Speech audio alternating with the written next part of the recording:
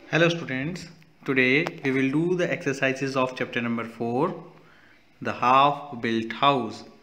So come to the page number 37. Expand words. Read this sentence. The police burst into the room and got hold of the three crooks. तो देखिए in the above sentence got hold of, ये जो words use किए गए हैं means to grab someone physically, किसी को physically पकड़ लेना। इसके लिए हमने यहाँ गॉट होल्ड ऑफ वर्ड्स का यूज किया था। Now look at these phrases with get and match them to their meanings. यहाँ कुछ फ्रेजेस हैं जो गेट वर्ड्स के साथ यूज किए गए हैं, बनाए गए हैं, उनको उनके मीनिंग्स के साथ आपको मैच करना है। ठीक है, जैसे कि फर्स्ट वन है आपका get away. Get away means क्या होता है? भाग जाना, है ना, टू एस्केप, छोड़कर निकल जाना। गेट गोइंग मीन्स होता है टू लीव अ प्लेस, है ना, किसी एक प्लेस को छोड़ देना। Get the better of means यानी कोई अच्छा काम करना। To win a victory over someone, है ना, किसी के ऊपर अपनी जीत हासिल करना। Get nowhere means to make no progress, कोई भी प्रोग्रेस ना हो पाना, right. And get wind of, it means find out about something, किसी के बारे में, किसी चीज के बारे में कुछ चीज फाइंड आउट करना। Now complete these sentences with phrases from exercise A. Make changes where needed, आपको सेंटेंस के अकॉर्डिंगली वहां चेंज भी करना है। और जो पिछली एक्सरसाइज में हमने जो फ्रेजेस पढ़े थे, ये फ्रेजेस आपको इन एक्सरसाइजेस में यहां पर फिल करने हैं। नाउ से इट राइट। ईडी साउंड यानी लिसन टू एंड से these words allowed. In words को आपको ध्यान से सुनना है और फिर रीड करना है। All the words and with ED but have different sound. देखिए हर वर्ड के लास्ट में ईडी मेंशन है, यहाँ लगा हुआ है, लेकिन हर वर्ड का प्रोनाउंसिएशन अलग है। Right the words in the correct column. अब जिस स्पेलिंग है, जिस वर्ड के लास्ट में ईडी का साउंड टी निकलता है, वो वर्ड्स आपको यहाँ लिखने हैं। जहाँ उनका साउंड ड का साउंड निकलता है, वो आपको यहाँ लिखने हैं, और जहाँ इड का साउंड निकलता है वो यहाँ लिखने हैं। जैसे इसको हम फर्स्ट वर्ड को हम क्या पढ़ेंगे? अकम्पनीड पढ़ेंगे। तो अकम्पनीड ड का साउंड है, तो उसको हम इस कॉलम में लिख देंगे यहाँ पर, अकम्पनीड। ओके, ऐसे ही देखिए अप्रोच्ड यहाँ लास्ट में ट साउंड है, अप्रोच्ड, तो अप्रोच्ड वाले वर्ड को हम यहाँ लिख देंगे, राइट। अराइव्ड इज ऑल्सो ड साउंड है लास्ट में, डी का, अराइव्ड, तो अराइव्ड को आप यहां लिख देंगे। डिसाइडेड, यहां लास्ट में जो साउंड है इड का है, डिसाइडेड, तो इस वर्ड को हम यहां लिखेंगे।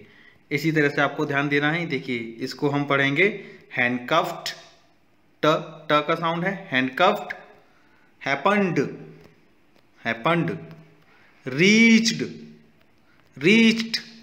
रीच्ड हम यहां लिखेंगे, ट साउंड है।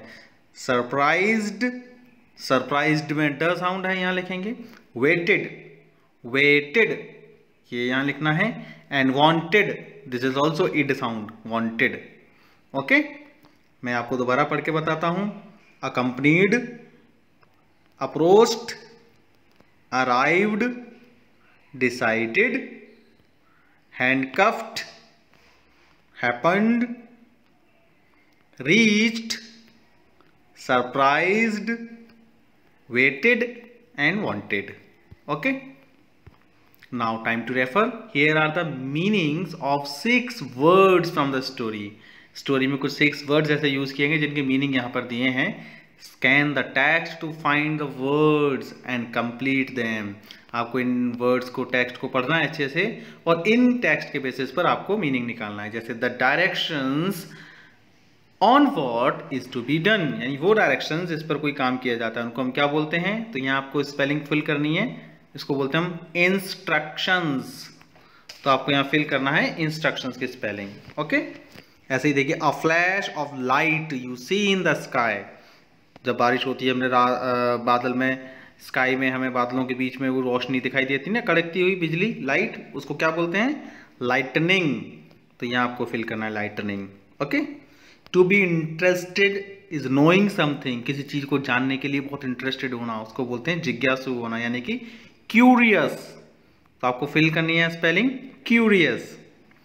Something that can be harmful, ये तो आपको पता है, ऐसी चीज जो हमारे लिए हार्मफुल हो सकती है, खतरनाक हो सकती है। It means dangerous. तो आपको स्पेलिंग यहाँ फिल करनी है dangerous. To travel around a new place to learn about it, एक नई जगह पर जाना, उसके बारे में कुछ सीखने के लिए यात्रा करना, ट्रेवल करना, उसको हम बोलते हैं explore. EXPLORE, explore. Okay. The time spent away from work for rest and pleasure, यानी वो समय जो हम अपने काम से दूर एक समय वैसा बिताते हैं आराम के लिए, है ना, उसको हम क्या बोलते हैं? हम पूरे वीक काम किया या पूरे वीक हमने पढ़ाई की, लास्ट में संडे को हम लोग रेस्ट करते हैं, है ना, मजे करते हैं, उसको हम क्या बोलते हैं? हॉलीडे। तो देखिए यहाँ पर स्पेलिंग आपकी बनेगी holiday. Now come to the next page. Underline the pronouns in these sentences. Pronouns तो आपको पता है पहले से ही। A word that is used in place of noun is called pronoun. तो देखिए अस, किसी पर्सन की जगह यूज किया गया है अस, अस प्रोनाउन है, आपको इसे अंडरलाइन करना है। इट, इट को अंडरलाइन करना है, प्रोनाउन है। Who is also pronoun. Okay. तो आपको पूरा टेक्स्ट पढ़कर बाकी के प्रोनाउंस अपने आप अंडरलाइन करने हैं। अब देखते हैं possessive pronouns and possessive adjectives, ये क्या होते हैं। अब इस सेंटेंस को ध्यान से पढ़ेंगे। The farm is grandma's. जो फार्म है वो किसका है? ग्रैंडमा का है, grandma's. The farm is hers. अब देखिए ग्रैंडमा जब हमने लिखा था तो यानी ग्रैंडमा तो एक नाउन हो गया, लेकिन नाउन की जगह वर्ड यूज किया गया हर्स, ये एक प्रोनाउन है ना।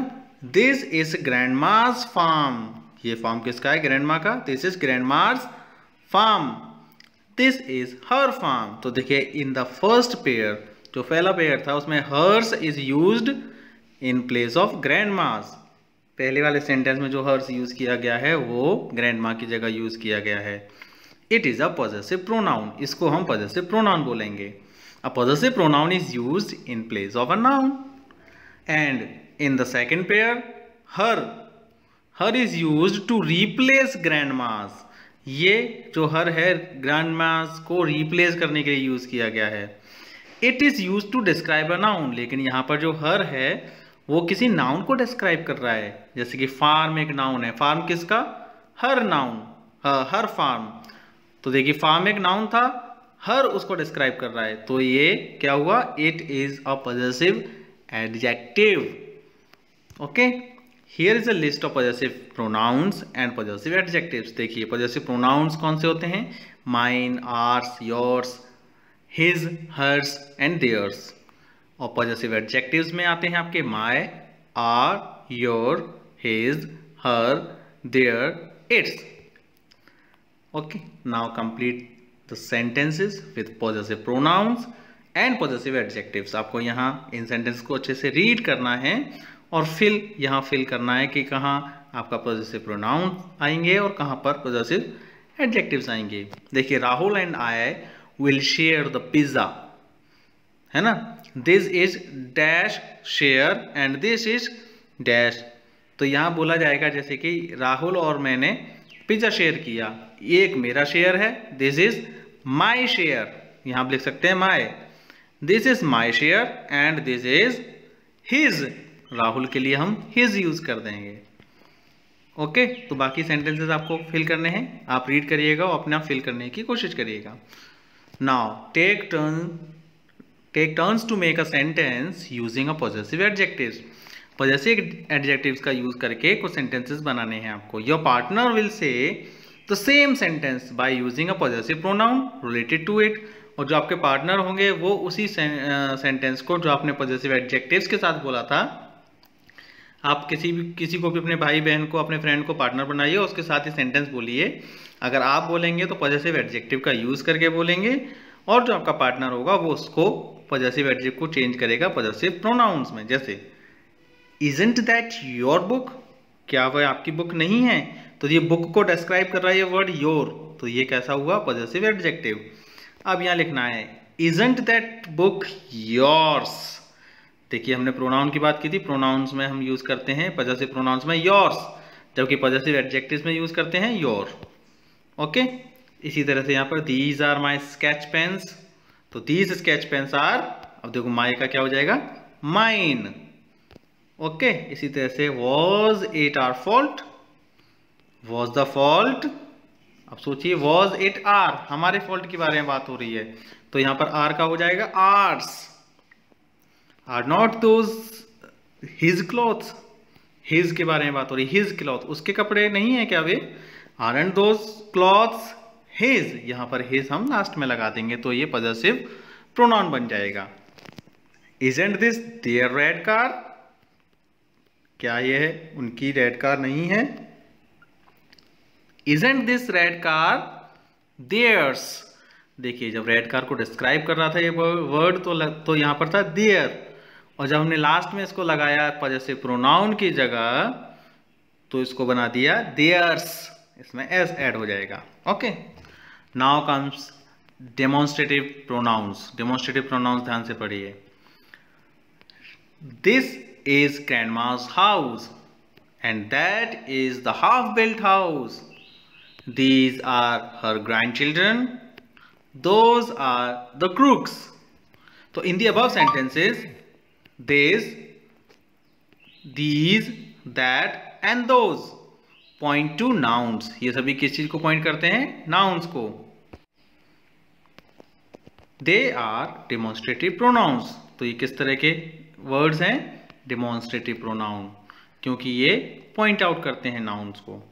We use this and that for singular nouns and these and those for plural nouns. Singular के लिए हम this और that का यूज करते हैं, plural के लिए these and those का। This and these ये nouns यूज किए जाते हैं पास की चीजों के लिए, near, and that and those for nouns that are far, जो चीजें दूर हैं उनके लिए that और those का।